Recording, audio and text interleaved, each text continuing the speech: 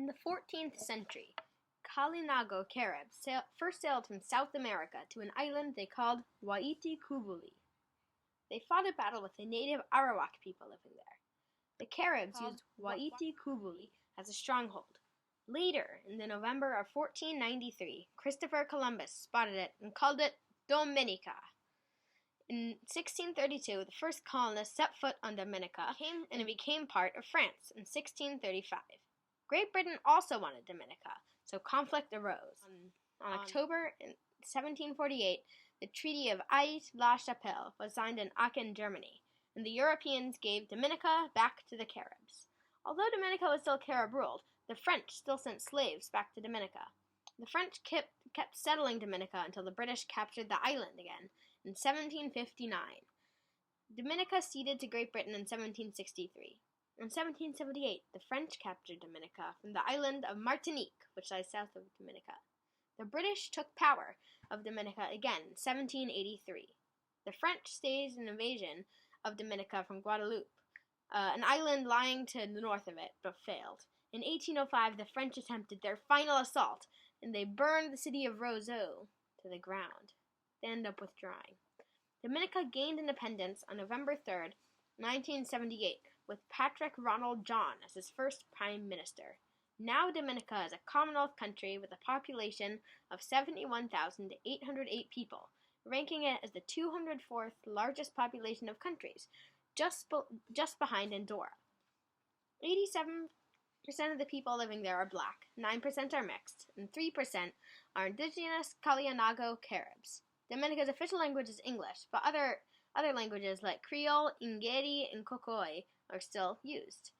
Dominica uses the East Caribbean dollar and drives on the left side of the road.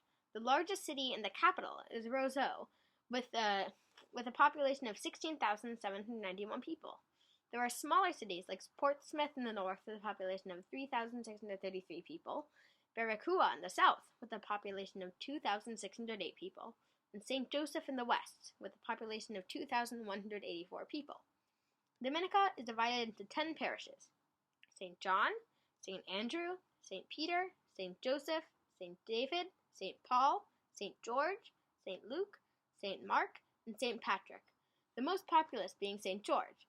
Dominica is home to 3 national parks: Morne Diablotin National Park, Cabrits National Park, and Morne Pitons National Park.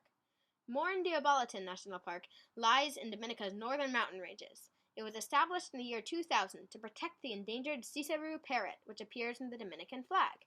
The yellow on the flag represents the original inhabitants. The black represents the fertile soil, and the white symbolizes the pure water. The stars in the center represent the 10 parishes of Dominica. The bird in the center is the Sisserou Parrot, which is native to the island. Now, back to the national parks. Morne Diablotin National Park is home to Morne Diablotins, which is the highest point in Dominica at 4,747 feet above sea level. Just north of Portsmouth lies Cabrits National Park. The main attraction in Cabrits National Park is Fort Shirley, which is an 18th century garrison overlooking Prince Rupert Bay.